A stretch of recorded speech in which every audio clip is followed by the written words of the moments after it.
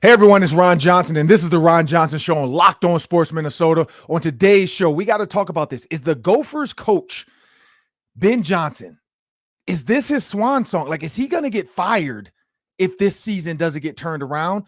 And there's a lot of money on the table for a recruit that wants to do something unorthodox and walk away from the program. Can it happen? Will it happen? Will the NCAA allow it?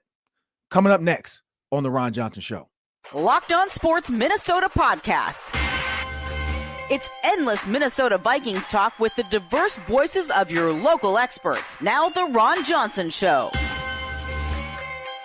On the field, in the broadcast booth, Ron Johnson is Minnesota sports. He's played with them, hung out with them, and grown up with all the big names in Minnesota sports. They're hanging out with Ron Johnson. It's the Ron Johnson Show on the Locked On Sports Minnesota Podcast. And it starts now.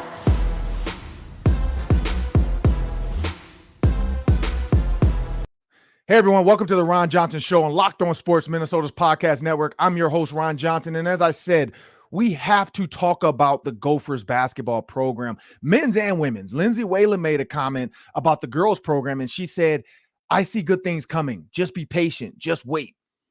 Do the fans have enough time to wait? I think Lindsay Whalen has earned it. When you look at WNBA Hall of Famer, one of the best ever to do it. Basketball Hall of Famer, one of the best to ever do it. Gophers star, because then you look at the men's side and there's Ben Johnson, and we have to talk about that because there's a lot of differences between Lindsay Whalen and Ben Johnson. I think one can sustain a losing season. I don't know if the other one can. We'll talk about that. We also have Damon Benning, Nebraska standout. He's joining us. He has a radio show on ESPN Radio, former player. There's a great story, though, that he and I have to talk about. Early on in my career, early on in the Gophers-Nebraska rivalry, there was something I did on the radio on his show with his partner. His partner didn't think it was funny. You know me. I'm a jokester. If you see me on Vikings Game Day Live, if you see me or heard me on Vikings, the post-game show, the Fan Line, if you see me on this show, I have antidotes after antidotes, and I love to make jokes. And so I was joking about Nebraska, and I think some people took it personal. I mean, Twitter, like they attacked me on Twitter, but Damon and I have to talk about that. He and I right away, though, I told him, like, man, I was just joking, man. I hope your guy didn't do it. But you have to hear this story. Like, because I got hung up on. Like, they kicked me off the show mid-show because he was mad about my Nebraska joke. So you got to stick around for that. And then we have the Daily 3 coming up with myself and Sam Ekstrom. And remember, this episode is brought to you by FanDuel Sportsbook, the official sportsbook of Locked On. Make every moment more. Just visit FanDuel.com/LockedOn today to get started. Well, and also remember, you can download the Locked On Sports Minnesota app on Amazon Fire and Roku. Just go right there to your TV, download. And also for those on YouTube, please hit that subscribe button. And if you do not have a YouTube account, simple. Just put in an email address, create an account, and then you can subscribe and get all the updated videos, shows. You can go back and watch our previous shows as well. You can even see Luke Braun in the tinfoil hat. You don't want to miss that one on the football party. Well, as I bring Sam Ekstrom to the show, like I said, we got a loaded football Big Ten conversation coming up with myself and Damon Benning later in the show, as well as in the Daily 3. But we got to talk about a little college basketball right now. Gophers men basketball, Sam, not doing well. They're 1-16 in the conference. They're 7-20 overall. They're the worst team in the Big Ten for men's basketball. Not second, not third to worst, not fourth to the worst. And that's not the place you want to be. And when you only win one game in the conference, and when you're losing the way you're losing, it can't be good, because you look at Dennis Evans, not a commit, not an offer. This guy signed a national letter of intent to be a student at the University of Minnesota, and now he wants out. When you look at the NIL, you look at the transfer portal, and that's the thing. Like, this is similar to a transfer portal, but the man hasn't even entered. Like, he hasn't even done anything yet for the university. He hasn't even played a game for the University of Minnesota, and he already wants to transfer. He wants out of his letter of intent. Now, Minnesota could play hardball and say, no, we're not letting you out, which then the kid could just say, well, I'm not coming. I'm going to go straight to the G League. I don't know if he's that good. He is 7-1. He is 7-1. You can't find that anywhere. You can't just create 7-1. Now, you look at Dawson Garcia. You look at this roster of players. Minnesota, and I've said this, they're missing a true point guard. I mean, I like Taylon Cooper, but he's not a true point guard. They're missing a dedicated shooting guard scorer. They're missing a Bronny James. I don't know if Ben Johnson can get Bronny James because you can't even talk to his mom. But they're missing a dedicated two-guard scorer. Now, they do have some good bigs. They do have some good wing players. But they're missing those guards. You got to find that 1-2 punch guard. I mean, you look at Ohio State, you look at Iowa, you look at Michigan. I mean, you go back to the Michigan Jordan Poole days. Jordan Poole was an absolute scorer. Like, that's what you need. You look at Steph Curry when he was in college, score. You look at James Harden when he was in college, score. You got to find you a guy like that. Now, these are the elite of the elites, and I know people are saying, hey, Gophers are never going to get those guys. You don't know that. Because they've done that in the past. You've had guys like Al Nolan, come play for the Gophers. And you look at his ability to score and put the ball in the basket and a true floor general. And they're missing that. And so when you look at the NIL and this Dennis Evans, my guess is there's money out there. When you see you've committed and signed a national letter and your school that you're supposed to go to is 1-16 in the conference, this is the problem. People are tampering. They're calling him saying, dude, 7-1, bro, I can get you at this school and they'll give you $500,000 in the next 2 years, or they'll give you $500,000 in this year alone. You're 7-1. There's tons of deals out there for you. Minnesota's not winning. We can't get you a deal because Minnesota doesn't win. Minnesota's collective, the NIL collective, isn't putting enough money together because these other schools are figuring it out. But that's my thought on this, Sam. I feel like Ben Johnson, just to pay off the tease a little bit, Ben Johnson can get fired. Why? Because he's not in the rafters of Gophers basketball. He's not in the hearts of Gophers basketball players. If this was Bobby Jackson, you look at some of those type of names, Bobby Jackson, Quincy Lewis, some guys that made it to the NBA. If what's his name? I forgot the big tall Joe Pizzabella. Joe Pizzabella wanted to come back and be a coach for the Gophers. If Deion Sanders wanted to be a basketball coach for the Gophers, I think Deion could probably get a better recruiting job here in Minnesota. It's about the name. And so Ben's name is not in the rafters. He's not in the scoring history books. And so fans don't have as much of an attachment to Ben Johnson. Now, former players like it because they're like, man, one of our former players got an opportunity. But the fans don't have an attach. Now, they're attached to Lindsey Whalen. Lindsey Whalen is in the hearts of Gophers fans. And so the women's team, especially when you look at her recruiting class, like she did a really good job recruiting. And so I think it's going to keep building because that's what she said. Be patient. I need this player. I need this player. And then we're going to be the Caitlin Clarks of Iowa and that kind of stuff. Ben Johnson doesn't have that. He doesn't have the heartstrings of the fans where they're looking at a 1-16 team. Like, do we really need Ben Johnson? And then when you lose a recruit like that for an AD, Mark Coyle's got to be sitting there like, you just lost one of your biggest recruits ever, and you're not winning. How do we save this? I mean, I don't know if you can tell the recruit, hey, we're going to get you a new coach. Would you stay? Because that probably doesn't work.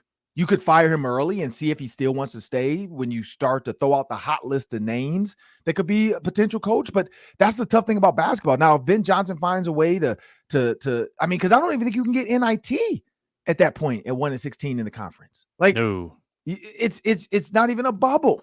So that's going to be the problem with this is you don't get extra basketball. You don't get to see these guys. But I don't know, Sam. What are your thoughts on this? This is a disaster. I mean, this is the worst case scenario. Dennis Evans has put them in a terrible spot, but also Dennis Evans, and I heard from a season ticket holder that maybe Louisville's getting involved, and that's a basketball crazed school. And I don't know what the tampering rules are, Ron, in this wild west of college sports. Sounds like somebody, Louisville or somebody else, has come in and probably told this guy, hey, you're not getting NIL money? We've got some. We've got $100,000 for you. And any kid is going to look at that and say, that is life-changing money for me and potentially for my family at my age. I have to jump at that chance. And once that precedent gets set, That's a dangerous place to be, not just for the Gophers. I mean, it's terrible for their program. Now their recruiting class is shot. They're going to have problems, I think, even keeping the players on their roster because they're all going to want to have success somewhere else. And they don't see that happening here. But it's dangerous for college basketball when a guy can literally change his mind at the last second and totally harpoon a team's plans for the future. So the Gophers, I know they've been riddled with injuries this year. Like, that's a big problem. And if they're healthier next year, maybe some things change. But this is the added importance, Ron, of recruiting in state. Dennis Evans has no loyalty to Minnesota. Correct. Ben Johnson needs to clean up the state of Minnesota and get players that have at least some attachment to this community and this program. Otherwise, this is going to happen more and more often to Minnesota, because Dennis Evans is he's going to go where there's an offer, right? There's nothing that ties him to Minnesota. So this is a really tough situation. And you're right. Ben Johnson could be in some trouble here. If Mark Coyle wants a fresh reset on this thing, I wouldn't blame him a bit. Yeah, and so when you think about that, when you think about, like you said, the Mark Coyles, the locals, I mean, I think you go back to the Jalen Suggs comments about Richard Pitino. Like Jalen Suggs saying that PJ Fleck had him. PJ Fleck had Jalen Suggs on the hook. Like, man, if you play basketball, I'll let you just come out to spring, see if you want to play football, because Gonzaga didn't have football. And so Jalen Suggs was intrigued by that. Like, he was one of the best football players in in high school football in Minnesota. Mm-hmm. Like, nationally, he was one of the best quarterbacks as far as dual athlete quarterbacks in the country. Like, the kid clearly is athletic. You hear Allen Iverson talk about that all the time, that he could have played college football, which people say, yes, he could have. You look at Charlie Ward, who played college football like great and then went to the NBA. So clearly point guards that can play football as well and be a quarterback can actually do it. And so Suggs truly thought about it. Now, I'm pretty sure his team would have told him, like, dude, you're a lottery pick. Like, come on now. You don't need to go out here and get hurt, get hit. I mean, John Michael Schmidt is a great center. He'll keep you protected. You can be like Jalen Hurts and, push behind the line of scrimmage, which we have to talk about that this week too. We'll talk about that tomorrow. All the new rules that these owners have voted on, one of which is the Jalen Hurts quarterback sneak, and the other is the Pat Mahomes after the game. We'll talk about that later this week, about the rules changing in the NFL. But yeah, I mean, and then McKinley Wright, he made the comment that he was on the hook to come to Minnesota, and they kind of slow played him. So he went to Colorado and became one of the best scorers in Colorado basketball history. Yeah. The Gophers could have used him. And then what that does is that probably McKinley Wright going to Minnesota probably gets Theo John to think about coming to Minnesota versus going to Marquette. I mean, the kid went to Marquette, then went to Duke and balled out at Duke. Is now playing, I think he's on like the 76ers G League team. So that's the crazy thing about this recruiting, is like it can't all be on the shoulders of Ben Johnson. We have to look at the past. A lot of Minnesota basketball players, because Tyus Jones, come on now, Coach K, you can't put that in the Gophers' mistakes, because Tyus Jones was going to go wherever Okafor wanted to go, because they were kind of a duo. And then, of course, Trey, his brother, is going to follow. Hey, my bro went to Duke. I like Duke. I'm going to go there too. 2 NBA players. Hey, but, Amir Coffey, he did come to Minnesota. He did do what he wanted to do. He did get to the NBA. But then you look at other guys that went to Duke from Apple Valley, the Hopkins kid. So, yeah, they've got to clean up Minnesota. They got to get it figured out. But it is what it is. I mean, but 1-16, I don't know. Like, if you don't win another Big Ten game, and before we get to Damon Benning, if you don't win another Big Ten game, do you think Ben Johnson could sustain a season like that, Sam, and losing a top recruit like that? So if they don't, they've got 2 to go, and then the Big Ten tournament, let's assume they lose the first round. That'd be 7-23, 15 losses in a row. So apparently there's another good recruit, Ron. I don't follow it, as closely as I once did, but there's another big recruit that people are now worried about losing that guy too, because he sees Evans leave. He doesn't see any success in his future in Minnesota. They're worried about losing the second big recruit. I think it's a 4-star guy from out of state. If he leaves, then Ben Johnson is in a total pickle. Like, then he's going to have to re-recruit the guys on his own team and convince them to stay. I mean, Dawson Gar, like, now I know that a lot of these guys have already used their one-time transfer, so maybe it's a little harder for them to transfer again. Right. But last year there was so much optimism, Ron. I mean, I think they were in a lot of games. They were close to 500. Their record was, 13-17, which is not great, but it's also respectable for a first-year coach. To take a 6-game step back is pretty devastating. And I think he's going to have a tough time fielding even a great roster next year as well. So I'm going to say he gets one more year, but that 1 year isn't looking too promising. Well, yeah, Sam, and I love Ben Johnson. Like, I love Ben Johnson. He's been on the show. I loved him before that, though. We were classmates, went to school around the same time. I've known him since he was in college as well. So it's tough, but I know this is a business, and that's the key is, like, don't win another game. Don't do anything. Don't even make noise in the Big Ten tourney. That's tough. But yeah, I do think if you can, I mean, and losing a big recruit like that, like that's another tough one. And you have to wonder, or maybe does that stoke the fires of the NIL people of Minnesota, realizing, like, look, sitting on my millions of dollars, if I'm the CEO of this company, if I'm the GM of this company, what's the purpose if I'm not helping out my local team? When you look at Alabama, like, they don't have huge companies there, but they're willing to put money into them. Like, they have a lot of old money there. Those people are like, look, let's just help Coach Saban win. That's why Saban made that comment and kind of went off in front of his people, because he was trying to get their blood boiling about, look, like, I need more money from you guys. But we got to move on. We got Damon Benning coming up next in the Hanging Around Johnson segment. He's also going to stick around for the Daily 3. But I want you guys to remember, Locked On Sports Minnesota is a par partner to Care 11. Check out care11.com/locked on for links to every one of our Locked On shows. And we also have a word from our sponsors. We are brought to you by FanDuel. FanDuel.com/locked on to claim your no sweat first bet up to $1,000 back in bonus bets if your first bet doesn't win.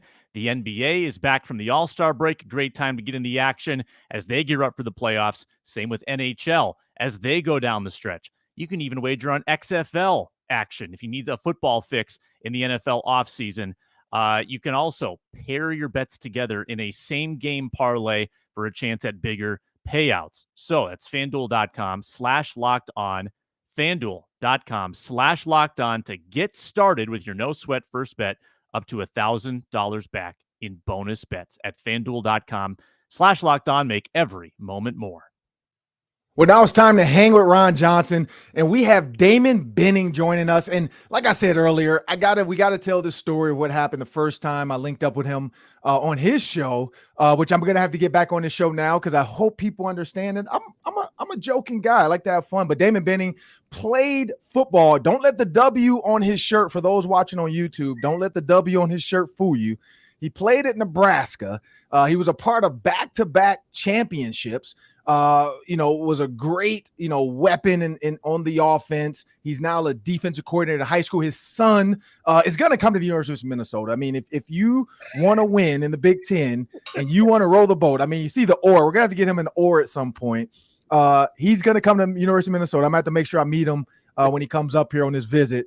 But he's coming to Minnesota. I mean, come on now. Nebraska, Wisconsin, yes. Minnesota, yes. Nebraska, I don't know. I just don't know. But they do have Matt Rule, and we're going to talk about that because I'm scared. Like, I look at Deion Sanders and what he's doing in Colorado, and I feel like Matt Rule, as well as Fickle at Wisconsin, these coaches are going to have that PJ Fleck early effect. PJ was getting a ton of kids to commit because of his infectious, personality once you meet him. And I think Fickle and Rule have that same. I mean, you saw what they've done before in their previous stop, Cincinnati and Baylor. And then, of course, it didn't work at the Carolina Panthers. But Damon Benning, man, thanks for joining me on the Ron Johnson Show. First, I got to pay off the tees for the people. A couple years ago, Nebraska was going to play Minnesota, and your guy, we had a great start to the show. Start to the show. We're just talking football, blah, blah. And then I think he asked me a question like, what do I think is going to happen in the game or something? That was towards the end of the interview. He's like, what's going to happen? Like, what do the Gophers need to do to win or something like that? And I was like, first of all, I don't think they need to do much. I don't think Nebraska can really deal with the DBs because the DBs, and we're going to have Eric Murray on our show. I think next week he's coming on our show. He was one of the great DBs at Minnesota. Yeah, Eric Murray, Body Belt Calhoun, Devondre Campbell, Damian Wilson, all guys in the NFL right now. And I made a joking comment. I said, man, do Nebraska people even have cell phone towers out there? Like, is there internet out there? Like, how do they even are there radios? Like, what are they doing? Are they sitting down with these little transistor radios in their garages? And he hung up on me. Like, he just hung up. He didn't laugh about it. He just hung up. And then, I kept listening to the show because I'm always a fan. Like, I was like, oh, maybe, maybe Nebraska doesn't have good internet because it shut me off the show. And as I'm still listening to the show, because then people put it on Twitter too, because I got a bunch of tweets from people. They're like, oh, he said, all right, we're going to make sure they know Ron Johnson. You're going to see our fans real fast if they have internet because they're listening. And so I get all these tweets about, oh, okay, when the Gophers lose, we're going to kill you. And then the Gophers won. And then they're all like, all right, okay, it was fun. We get it, blah, blah.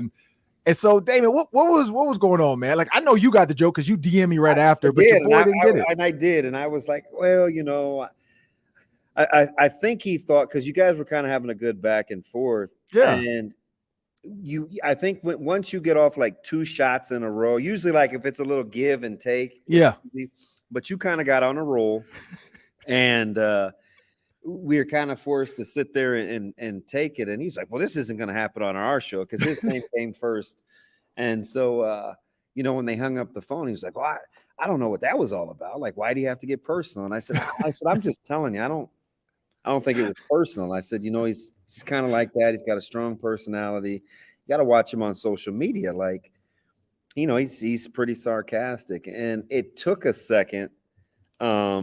Actually, a couple of days for folks to understand that you were joking, and my producer loved it, right? Because he's low maintenance and he doesn't really like drama. He likes to try to play it safe, and so when he was listening, like he took his headphones off, like he's listening, like he's like, oh boy, it's about to go down. But you guys got the end of it and have, unfortunately, against Nebraska since they've been in the Big Ten. But, for clarity's sake, this W is a smidge different than Wisconsin. It comes to the apex and the point.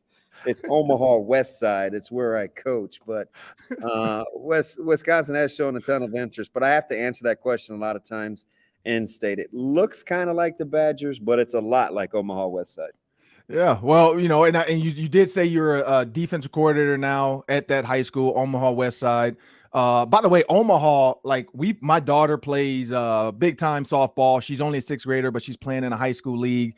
And we've played, I don't know if you know the Nebraska Firecrackers. Oh yeah. We've run it. We've seen them at a couple of tournaments.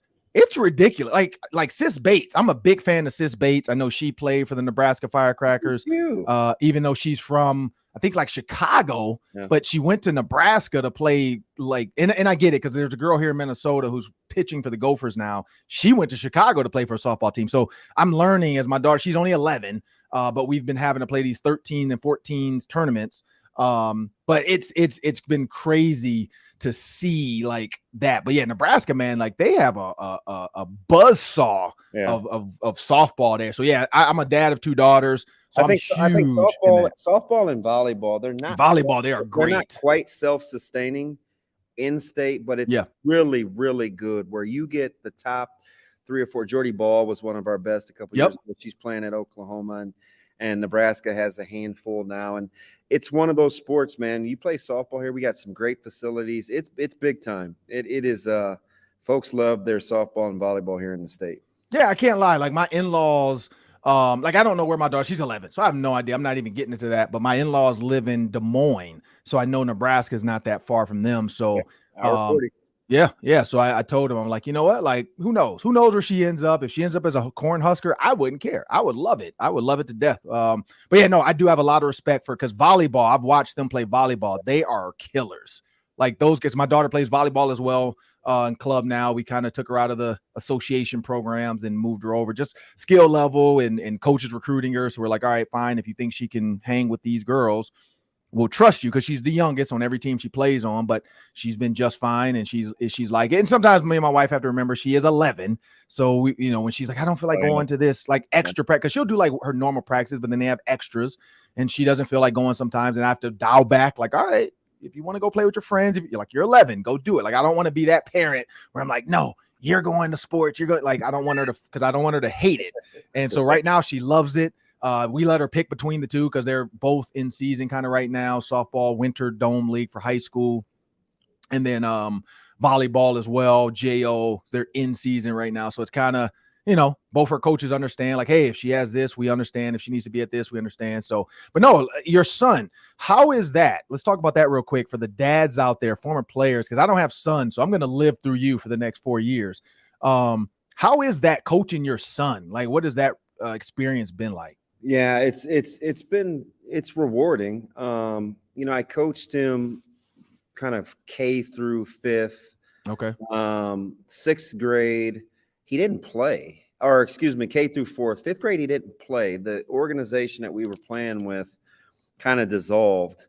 And so he really didn't have a team to play for. So he sat out. And, you talk about hyperactive parents, as a dad, I'm like, oh man, at the end of the world, he's not playing right. College football or a football season, but he plays basketball too. And so I was thinking, okay, we can get by for a year. And then, his going into his 6th grade year, we found another team. My buddy was a great wrestling coach. His son, Tyson Terry, here in Omaha. Oh yeah. He's being recruited by you guys as well. So they're best friends. So Tyson and Caleb are best friends, and Tyson's dad, Ryan, coached Caleb's 6th, 7th, and 8th grade. So I knew he was in good hands. So I kind of let go of it a little bit. And then I got him back in high school. I coached at a local area high school for almost 10 years.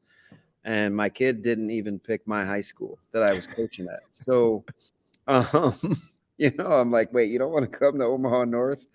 He's like, no, I want to do something different for basketball. I want to run a different style offense. So in my own household, didn't want to come to my own high school. So that was the summer before the pandemic, and my school district decided not to play football. Yeah. And so during that off season, the high school that he chose, Omaha West Side, their coach asked me to come on staff. And the first couple times I said no. I didn't want to be the dad to follow, my kid to a different school, but I realized that I miss kids and I miss coaching. So I'm happy, 3.5 years later at Omaha West Side, and, we're playing well and have an opportunity to play for our 4th consecutive state title appearance, won 2 out of the 3. So we're on a good little run, and, having him under my roof and then coaching, it's a blessing and it's a curse, right? I have to know when to give space, when to cut it off. We don't talk sports over dinner. We don't talk about it in the car. Well, he's driving now, so I don't have to worry about that as much anymore. But, I've got good balance from my wife at home, and he's a real level-headed kid. He's kind of his own man, as you can tell by him not even going to my original high school. But it's been great. Coach Collins, Coach Fleck, those guys have recruited him really hard. And, for instance, he's coming up there. He had originally set the visit for March 17th, but Coach Fleck has a previous commitment. So they asked if he could come back on the 15th of March just to make sure that Coach Fleck was in town. So that's the kind of due diligence they're doing. And I couldn't agree with you more. Man, you hit the nail on the head. When you compared a little bit of Coach Rule's impact early on to Coach Fleck, because he's dangerous. I joke in our household, full disclosure. There's just a couple of coaches regionally that if I didn't want my child to go there, I would try to shield them from. Minnesota is one of those schools, right? A clear message, concise message. It may not be for everybody outside walls, but they believe in it. It's authentic to them, and that's dangerous. Kansas State is another one of those schools where it's like, a different conference, but same philosophy. There's a way that coach recruits. There's a way that they go about talking to their players. Like, they're dangerous. Those people could be thorns in the sides of folks recruiting at Nebraska. And Coach Rule has met this one head on. He's super authentic. He's honest. He's ridiculously smart. RJ, he is so good on his feet. with his discernment and his ability to kind of size people up and deliver a good answer. He's got a presence about him, and I'm telling you, his staff is the exact same way. Well, the fact that your son didn't pick your high school, I'm hoping he doesn't pick your college. So that's wow. That votes well for us. Tough crowd. So what position does he play? So he's a strong safety. I think he can play some nickel will. He's about, he's almost 6 foot. He's 189 pounds. So he's significantly bigger than I was coming out of high school. His growth plates are still open. So that's a bonus as I continue to sound like that dad, right? Well, I will say the safety position at Minnesota, you look at Tyler Nubin, you look at Houghton, you look at Antoine Winfield Jr., they put him in a position to make plays. If they're a playmaker, they put him in a position to make plays now. Because I have 2 cousins, which they're both safeties. One's a mama's boy. He went to Michigan, Makari Page, so he's playing there, number 7. He's a mama's boy. I've known him since he was 2. Yeah. Actually, no, since he was born. But I started hanging out with him when he was 2 because I think at that time I was 21. So when I got back from college, started hanging out with him, and he picked Michigan because he's from Detroit. He's a mama's boy. His dad even told me, he's like, man, he's not coming far. He went to Penn State. He visited Notre Dame, which was close, and he picked Michigan. I'm like, dude, you so soft. But Amari Snowden, who was going to go to Cincinnati, he's now going to Wisconsin because he followed Luke Fickell, my other little nephew. And so I get it. Kids pick the schools where they want. And so when I look at your son, same thing, though. I tell all the safeties, I'm like, PJ's going to put you in a position to make plays at that nickel safety spot. And you look at Antoine Winfield being able to cover in space and what made him very versatile within that defense, because that defense is a rock and roll. They go from 3 to 2, 2 to 4. They like to protect their DBs. And so they've done it over the past couple of years. I mean, all the way back to Eric Murray, Body Belt Calhoun. They've had some good DBs. But I got to jump into this one. You were you were electric. So let's put it there. You Doak Walker Award, finalist. You think about, but Tommy Frazier, I grew up watching, and so I had to think about that. I grew up because when you were in college, I was 12, 13, 14, 15. Mm-hmm. So just to make you feel old. Hey, we better tell Sam right now I will not be back. No, but I was a huge Tommy Frazier fan because of my best friend who, and I don't want to cry about this one, but my best friend played quarterback. His name was Damian Williams. His name is Damian. He has ALS though, played quarterback with us. He looked just like Tommy Frazier. I mean, he was dark like Tommy Frazier, wore 15, super smooth, play receiver too, play running back. He was play DB, play corner. He was an athlete. And so when he started watching Tommy Frazier, we start running that type of offense sometimes where we spread it out, then we come back and run a pitch and toss, because I played running back when I was in Little League, and then I grew 6 inches in one summer, so I had to go to receiver. Wow. 6 inches. My sophomore year, I'll never forget it. But so when you look at Tommy Frazier, man, you guys had the most electric offense in college football. What was that experience like? I just got to tell you, playing with so many good players, right? I remember I lost my job on national television coming off a really good game against Texas Tech. I had outrushed Bam Morris, and just being young and mature, not really knowing how to handle success, local kid, always dreamed of going to Nebraska. We played our first game in the Rose Bowl, and J.J. Stokes and those guys, it was a struggle. Right, we end up winning 13-7, something like that. And I remember getting benched. I put the ball on the carpet, got it back, went the wrong way once on a counter sweep. And Tommy, who, by the way, is one of my best friends. I'm just going to give you a snapshot into his personality. It's funny you asked me this question about him, because he's the greatest competitor I've ever known. Mm-hmm. And it doesn't matter what sport I was playing. I was drafted out of high school to play baseball. I played for some fellas, and I had Dom Capers, and I had some guys Coach Osborne, that I really believed in. Tommy Frazier is the greatest competitor that I ever played with. He had to win. And I remember I'm just a redshirt freshman in Pasadena, and he grabbed me by my arm like he was a superior, not a peer. And he kind of threw me to Coach Osborne, towards the sidelines. He's like, get him out of here. He doesn't want to play. He's not ready today. And it's my guy now, right? we had breakfast a couple of months ago here in Omaha. He lives 15 minutes from me, and he says, "Get him out of here. He doesn't want to play." And they put a young upstart in from California by the name of Lawrence Phillips, right at West Covina, right down the street. And all of a sudden, a star was born, right? And it turned into a struggle the rest of my playing career just to fight for time. I mean, it was the toughest 2,600-yard career ever, being at Nebraska, playing with those guys, with Phillips and Amon. But that's what I'll always remember and respect about T. Fraze, where we had guys like Zach Wiegert. He was an Outland Trophy winner. Ed Stewart won the Butkus Award. So I played with good players and strong alphas, but Tommy was the omega of them all. That was his team. That was his huddle. And I'll always respect him for that, because I think a lot of great players, it's easier to lead and be great when you're playing with people that you're significantly better than.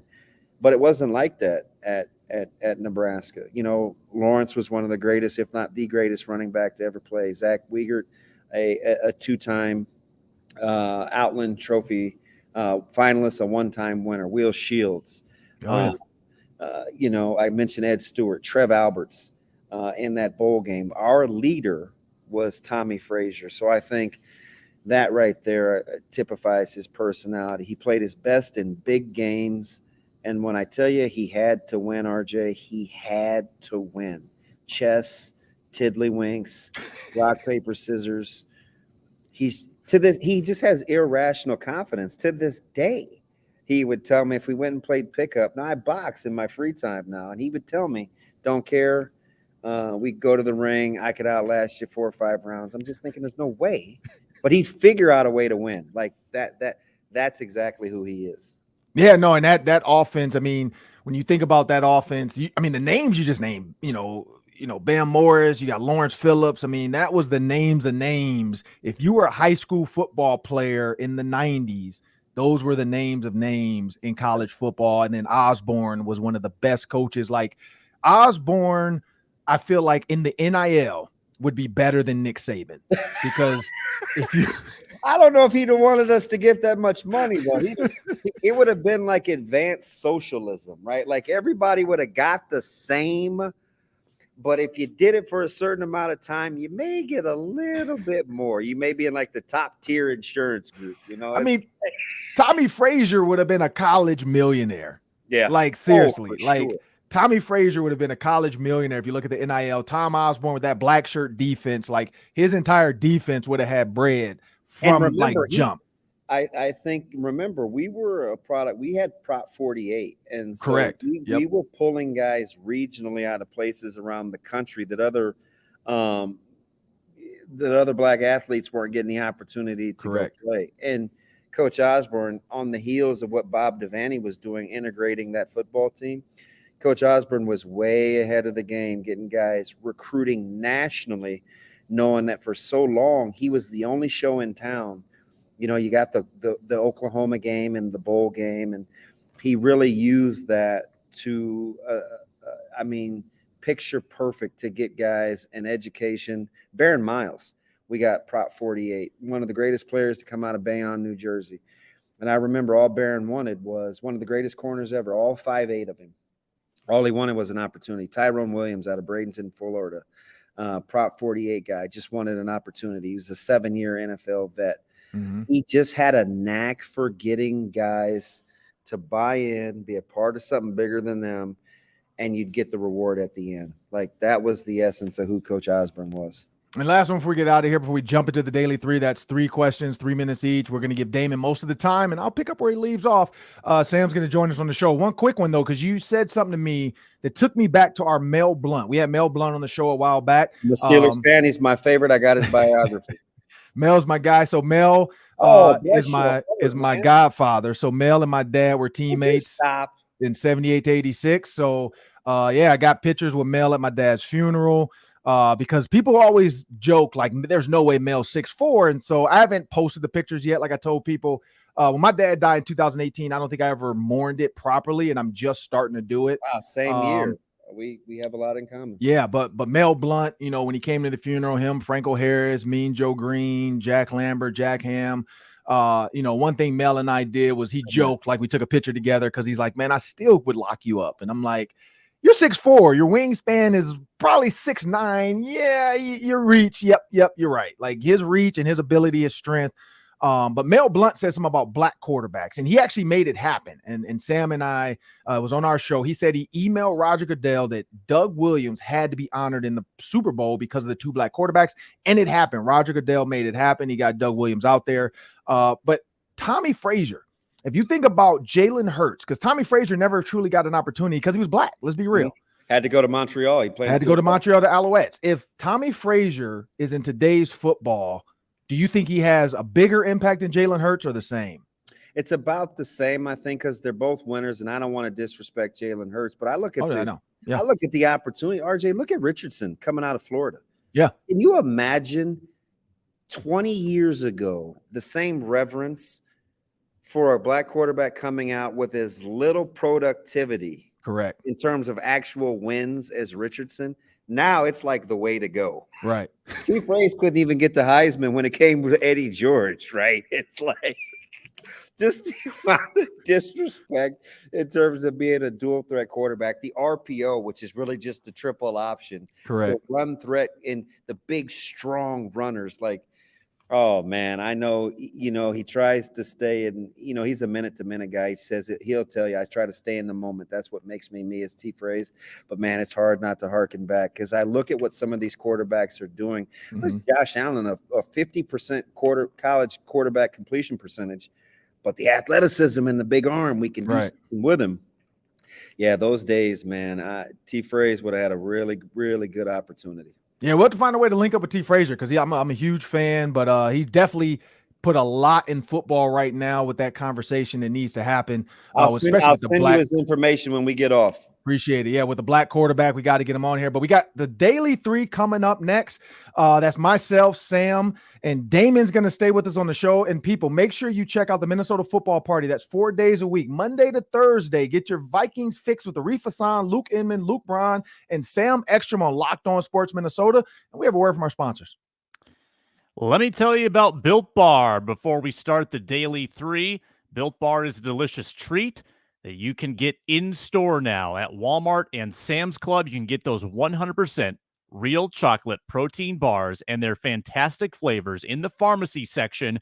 Head on down to Walmart, head on down to Sam's Club, get the 4-bar box, the 13-bar box, and load up on these tasty and good for you protein bars with these amazing macros, 130 calories, 4 grams of sugar, 17 grams of protein. You can also get them at built.com. Use the promo code LOCKEDON15 at checkout for 15% off, or go to Walmart or Sam's Club and get some Built Bars. Don't forget, people, before we jump into the Daily 3, the show is powered by FanDuel Sportsbook, the official sportsbook of Locked On. You know what I say about the parlays. It makes every game more exciting, more fun, and make every moment more. Well, we got 3 questions, 3 minutes each. Take it away, Sam. All right, Damon, you are in Big Ten country, and the question everybody's asking these days is, how do you feel about Big Ten expansion? USC and UCLA joining next year. On a scale of 1 to 10, how excited are you to see the Big Ten expand? 10, very excited. 1, you're not excited whatsoever. I'm probably an 8. I'm for full disclosure, I'm a closet SC fan if I'm not cheering for Nebraska. So, my dad he grew up, he loved Charles White. He loved O.J. Simpson. So Ronnie Lott's one of my favorite players of all time. So that's kind of the temperament in which I grew up with. So I'm a huge fan of expansion. I'd love it even more, Sam. Get me 2 more teams. Go grab Washington and Oregon. Let's get a West Coast pod. Keep some rivalries the same and get a 4-team pod. I'd love it'd be a 10, but for right now, I'm a solid 8, and I love it helps us recruit nationally. I'm all in on expansion. I'll say I like that pod idea. I honestly wouldn't mind them getting all 10 teams. Like if some way the Big Ten.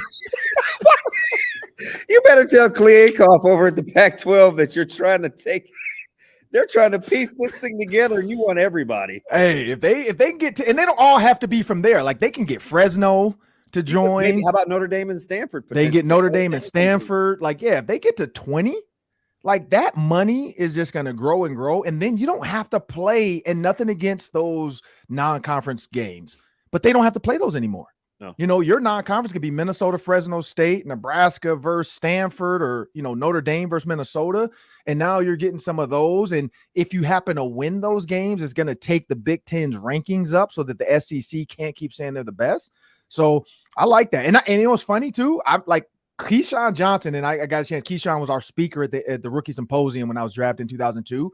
And Tony Dungy actually met on my junior year. Tony Dungy and my dad were teammates. So when Tony coached the Bucks, he bought Keyshawn. You are young, man. I had Darryl super Green. Young. You had Keyshawn Johnson at the symposium. I'll be 50 in 2. What is going on?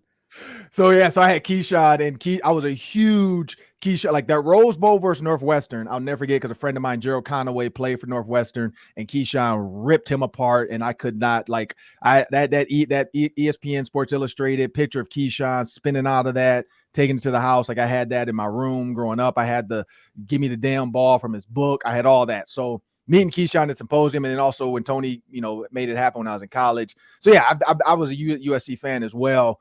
And then one of my high school, not my teammates, but he played in my high school, Nick Perry, should have went to Minnesota, but he went to USC, ended up going to the Packers. And so I've always kind of, so getting USC in the Big Ten, and Snoop Dogg. I mean, we're going to get Snoop Dogg maybe at a Minnesota USC game at some point. So I got to be there for that. Like I got to meet Snoop Dogg. So yeah, I'm excited for that change. What you got next, Sam? Yeah, well, Damon, this is mostly a football show, but occasionally we talk basketball. And earlier today, before you got on, we were talking about Gophers basketball and how their program is in shambles, and they just lost to Nebraska over the weekend. And Nebraska, they're a team playing better, but they've struggled to really make an impact as a Big Ten basketball school. So my question to you is, what do these programs need to do, like in Minnesota and Nebraska, to compete at the highest levels in hoops? Oh, that's a fantastic question. And I think Nebraska, a little less than Minnesota, needs to keep your studs in state, right? I think that's kind of the thing. I've got some good buddies up there. Brian Sandifer, who's running that grassroots program, D1 Academy we play against in the summer, Jalen Suggs, those guys, keeping those guys in state. If Garcia stays the first time around, I mean, who knows in terms of a recruiting pitch. And you had guys so close in your backyard, Tyler Hero, some of those guys that just, I mean, a state over, right? It's just like you play such good summer basketball. Your AAU schedule is fantastic. You got good programs. If those guys could stay and play for the state school, you give yourself a chance, because you've had some dogs leave that state that have benefited a lot of other college powers around the country. So I would start with being able to try to lock up the borders. For Nebraska, it's something similar, but on a much smaller scale. They'd look a lot different with Hunter Salas and Chucky Hepburn.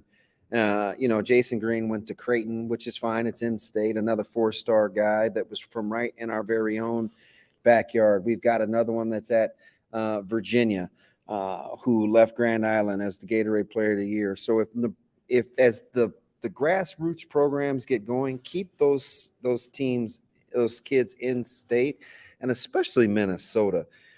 Nationally, on our summer circuit, our kids, Caleb plays on that shoe circuit.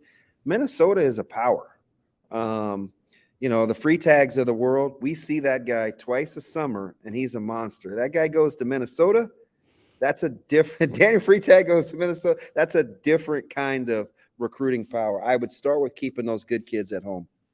Yeah, I'd say for Minnesota, I totally agree with that. You got to do that, and then you got to find a scorer. Like sometimes people get caught up in stars, and this is a 4-star, this is a 3-star. Like we've always heard the story of guys that are 2-stars, 1-stars that go to Iowa, they go to Wisconsin, like Brad Davison, and they become dogs for those schools, and they leave Minnesota. Now, Brad Davison was recruited by Minnesota, but when you look at some of these guys that just go off and, McKinley Wright, had an offer. Minnesota didn't hold up to it, and he goes to Colorado, becomes all-time lead scorer. Nebraska, honestly, they're right there. I mean, 8 wins in the conference. They're right there with Michigan State. Michigan State's 9-8 in the conference. You got Penn State, you got Wisconsin, you got Nebraska, all with 8 wins.